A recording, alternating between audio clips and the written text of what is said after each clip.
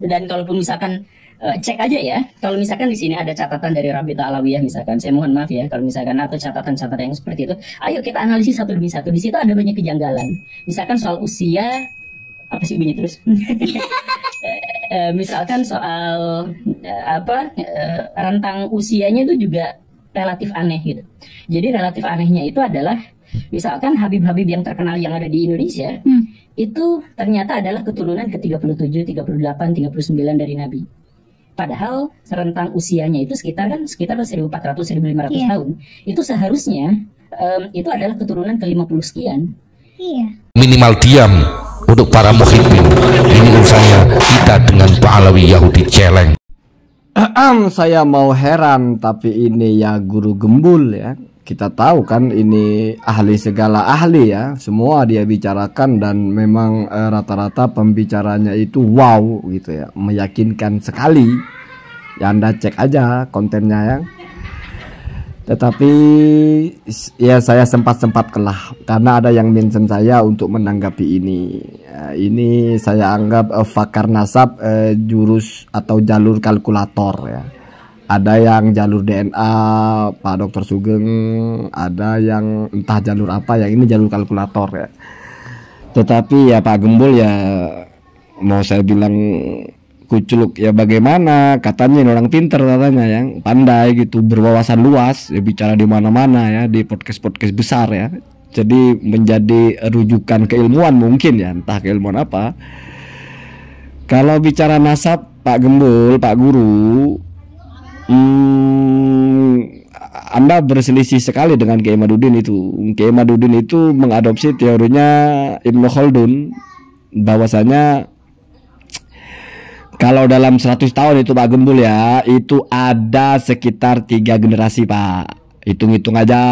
Kalau 1400 dibagi 100 kan jadi 14 Pak. 14 kali 3 berapa? 14 kali 3 itu 10 kali 3 30, 4 kali 3 12. Berarti sekitar 42 generasi. Kenapa bisa jadi 50 lebih Pak? Ngitungnya bagaimana? Kenapa kelompok yang memang asal-asalan itu yang ikut juga begitu ya? Jadi semuanya itu punya analisa. Saya khawatir nanti analisa nasab itu mungkin dari apa ya? Ini kan muncul lagi kalkulator ini ya. Kalkulatornya aneh lagi. Dan bahaya sekali kalau ini dianggap benar, karena saya ingin tahu kira-kira siapa di dunia ini yang keturunan Rasulullah yang lebih dari 50 Pak? Siapa Pak? Siapa Pak Gembul? Ya, Pak Guru Gembul, Anda ini guru dipanggilnya. Kenapa berbicara sebegitu enaknya gitu? Setiap bicara ada datanya, ada sanadnya, kan mengkritik Balawi karena kritik sanad lah. Dari mana dalam nasab ada sanad? Tapi saya tidak perlu bantah Pak Gembul, karena saya nggak Pak Gembul nggak ngerti apa-apa soal ini. Itu harus bisa baca kitab kuning Pak. Di Indonesia itu kajian nasab itu jarang sekali, sehingga kalau mau paham itu baca kitab. Kalau cuma mendengarkan orang ngomong ya begitu hasilnya ya. Jadi dari mana ada aturan di atas 50 itu? Dan aturan itu mestinya relevan kalau ada sesuatu yang bisa diukur dengan itu. Kenyataannya Pak, Anda boleh cari, tidak ada yang di atas 50. Sayyid Alwi Al-Maliki yang punya putra Muhammad bin Alwi Al-Maliki, yang punya putra Ahmad bin Alwi Al-Maliki, yang katanya Kiai Madudin paling sahih, Sayyid Asli, itu sekitar 45 atau 44 Pak. Boro-boro 50 ya. Nakib ya. Pak Gembul tahu nakib enggak? Kepala Nakobah di Hijaz, Sayyid Anas Al-Quddi, itu sekitar 44 ya. Tidak sampai 50 Pak Gembul. Gimana Anda bisa meragukan nasab orang dengan kalkulator begitu? Baca dulu ya. Atau kalau mau nyimak YouTube, jangan nyimak YouTube yang nggak jelas deh ya. Orang pintar itu kan tahu harus kemana merujuk. Jangan semua ditakar dengan kepalanya sendiri. Rusak itu menganalisa, kok angkanya bisa sama, umur 64, terus umur 30 kok bisa 100, kok tahun meninggalnya 57, kok bisa angkanya. Itu Pak bukan peneliti Pak. Itu orang nyinyir ya. Nggak ngerti tapi sok-sok meneliti ya. Kalau Anda peneliti nasab ya pakai aturannya dalam ilmu nasab ya. Satu generasi itu 100 tahun, itu yang dipakai standarnya Pak. Jadi ya sudah pas ya. Sekitar 40, 42, 41 atau 37. Coba Anda cek Raja Yordan itu berapa? 41. Coba Anda cek Raja Maroko berapa? 30 berapa atau 40 berapa tuh? Nggak ada Pak yang 50. Terus ada yang mana yang 50? Yang sesuai dengan kalkulatornya Pak Guru Gumbul ini? Nggak ada Pak. Said Mahdi Rojai coba cek. Saya ingin tahu orang-orang ini gimana cara berpikirnya. Saya kira ini bukan memajukan ilmu Pak, bukan meninggikan, ini merendahkan ilmu. Semua orang gigi geram bergerak, ngomong seenaknya, itu merendahkan ilmu Pak. Ilmu dibangun sebegitu rapi, datang orang-orang yang entah modal apa, bicara seenaknya. Kalau ditelaah secara sanadnya mana? Nasab bicara sanad. Apa disamakan dengan hadis? Karena sama-sama mutasiko Nabi, jadi harus jelas sanadnya ini. Aduh Pak, nanti setelah ada sanadnya diukur dulu kesikohannya. Ini siko nggak? Kalau nggak siko berarti doif. Berarti nasabnya doif karena sanadnya doif. Pak. Yang ada itu Pak rijalul hadis, nggak ada rijalul sanad, rijalul nasab ya. Jadi yang ada tarjama kesikohan itu adalah ulama-ulama hadis, dicari di situ Pak. Ulama-ulama nasab nggak ada begitu Pak. Ya. Anda boleh cari ulama nasab yang bernama Ibnu Inabah, apakah siko apakah nggak, sampai budek nggak akan pernah ketemu. Bahkan oleh ulama nasab itu disebutnya majhulul hal. Bawa-bawa sanad dalam masalah nasab. Orang penulis kitab nasab itu aja tidak semuanya sikoh kok. Al-Ubaidili, siapa Pak yang bilang Al-Ubaidili sikoh dalam periwayatan hadis? Jadi berantakan semua Pak. Ibnu Inabah itu saya bisa buktikan, tapi saya yakin Pak Gembul ini bukan kitab kajiannya, nggak perlu saya bacakan kitab.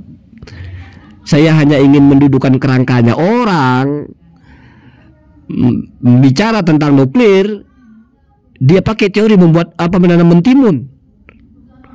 Bicara tentang cukur rambut, dia pakai teori bagaimana cara membuat donat. Dioplos keilmuan itu.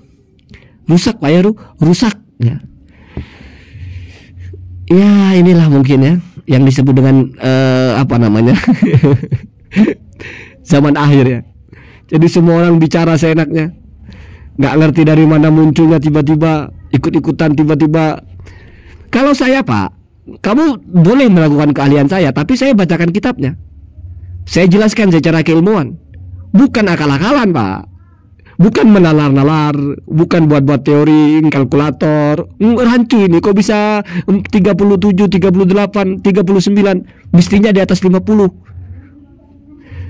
Pak, katanya ahli ilmu bicara kok nggak pakai rujukan ilmiah. Coba Pak Gembul ini baca kitab nasab, pelajari kitab nasab itu, terus pegang disiplin Anda bahwa kalau bicara ilmu harus ada rujukannya, bukan gigi geraham bergerak seenaknya.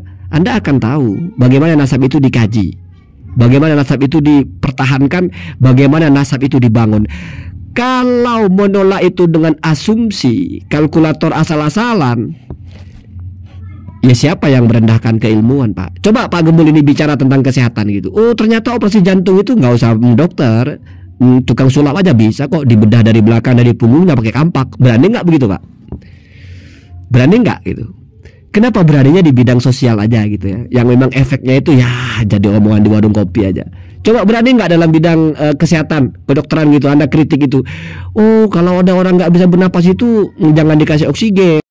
Rumah sakit salah itu, keliru mereka. Mestinya itu orang tidak bisa bernapas itu ditiup embun-embunnya atau diusap-usap punggungnya itu, kasih air panas atau apa. Berani nggak? Saya kira nggak akan berani. Karena mungkin kalau hal-hal seperti itu mungkin ada UU ITE-nya ya. Bagaimana orang asal bicara dan menyesatkan dan mengakibatkan bahaya, mungkin ada pasal-pasalnya. Tapi kalau masalah ilmu agama memang inilah kacaunya ya. Kalau dalam masalah ilmu agama ini memang kayak nggak ada batas. Orang ngaji aja belum tentu bisa. Sebegitu hebatnya ulama-ulama nasab, profesor-profesor nasab, pakar-pakar nasab, disalahkan dengan kalkulator. Hitung-hitungan, di mana hitung-hitungannya, entah dari mana sumbernya ya. Kalau mau bicara hitung-hitungan, pakai juga bagaimana ulama menghitung 103 generasi. Kenapa 1500 jadi harus di atas 50 Pak? Anggaplah 1500 walaupun konyol. Hijriah itu kan dari tahun 1 Pak ya. 1 Muharram kan, tahun 1 Hijriah itu kan. Nabi kan sebelum itu belum wafat ya. Ini pun belum 1500 Pak, baru 1400. Kalau Anda anggap 1500 berarti Anda harus nambah 50-60 tahun. Itu sudah berapa generasi, Pak? Kenapa bisa anggap saja 1500? Terus kenapa harus lebih 50? Tuh kita anggap 1500 pun kali 3 berapa, Pak? 45. Sekali-kali Pak Gembul kalau bicara ilmu agama cobalah seperti Anda bicara politik gitu. Seperti Anda bicara budaya itu ada kitabnya gitu loh. Kalaupun nggak ada kitab ya mungkin agak sulit Anda kalau cari kajian nasab nggak pakai kitab karena jarang. Sekali Anda angkat tulisan paling tulisan Kiai Imad semua yang Anda kutip. Kan saya sering nonton Guru Gembul ini beberapa waktu gitu. Setiap ngomong ada clippingnya bahasa Indonesia, buku siapa gitu, pendapat siapalah kan begitu. Coba dalam masalah nasab bisa nggak Pak Gembul ini begitu? Tunjukkan coba bagaimana komentar ahli nasab. Susah Pak kalau nyari bahasa Indonesia, kitab-kitab nasab itu nggak ada yang menerjemahkan karena nasab itu kajian spesifik ya. Ya kalaupun Anda mengutip tulisan paling tulisan Kiai Imad yang Anda kutip, mau ngutip tulisan siapa lagi. Begitu Pak, kenyataannya begitu. Jadi akses Anda itu akan tahu tentang nasab kalau Anda itu membaca kitab nasab dan itu bahasa Arab. Jarang ada kitab nasab bahasa Indonesia kecuali punya Kiai Imad ya. Ya kalau mau baca punya Kiai Imad nggak usah baca Pak. Udah begitu isinya ya. Jadi begitu saran untuk Pak Gembul ya. Coba Anda itu bicara ini pakai gaya seperti Anda bicara yang lain gitu. Tayangkan referensinya. Dari mana sih bisa 1550 generasi itu dari mana? Terus siapa ulama nasab yang menggunakan teori itu, teori kalkulator begitu ya. Lalu mengatakan kalau ini jaraknya berapa itu lalu tidak masuk akal. Kecuali terlalu jauh Pak Gembul. Misalnya ada orang mengaku keturunan Nabi baru 20 generasi, itu baru aneh. Mustahil lah secara adi 1400 tahun itu cuma 20 generasi. Kalau populasi 3-4 tingkat ya, 37, 38, 39, 40 ya itu kan biasa Pak Gembul. Dia biasa karena orang umurnya tidak sama. Jadi dalam 100 tahun itu ada 3 generasi ya, karena dihitungnya itu anggaplah orang dari tahun 1 sampai tahun 30 itu dia punya anak 1. Umur 30 dia punya anak. Umur 31 dia punya anak umurnya 1 tahun. Umur 60 atau 61 anak dia itu sudah umur 30 berarti sudah punya anak juga. Jadi dari 30 ke 60 itu 30 pertama itu generasi pertama, 30 kedua itu generasi kedua. Punya anak, punya cucu kan? Generasi pertama kan anak, generasi kedua kan cucu.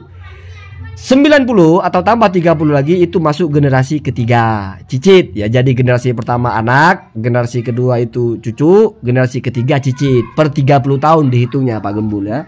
Jadi dalam 3 tahun itu atau dalam 100 tahun itu per 30 atau 33 atau apa dibagi-baginya begitu itu ada 3 generasi. Standarnya begitu Pak Gembul. Jadi kalau 900 tahun itu berarti ada sekitar 30 generasi. Ya, kalau 1500 berarti ada sekitar 45. Kalau 1400 ya berarti dikurangi 3 sekitar 42. Begitu Pak Gembul ya. Allahumma dina ada sabil.